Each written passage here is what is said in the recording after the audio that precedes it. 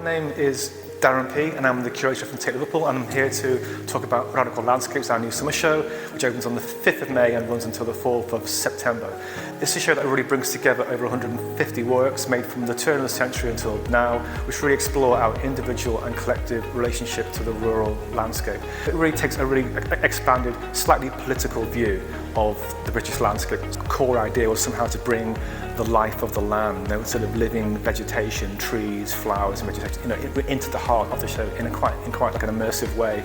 And I think that's what you can see here. This is an installation by the artist Ruth. It's called Back to the Fields, which really brings the revolutionary life of the land. You'll also see sort of parts of the show which really explore things like Green Common, the way in which the land becomes militarised, a site of conflict in its own right. It draws quite heavily on works from the Tate collection, the national collection. Landscape art is a core part of that.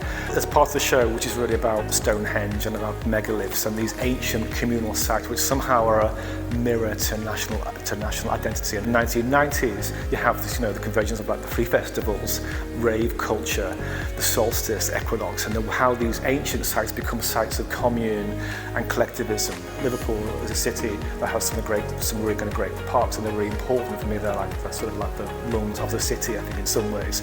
And I think in a city like Liverpool, where access to green space and common land is really quite important, I think this show really aims to tap into these themes.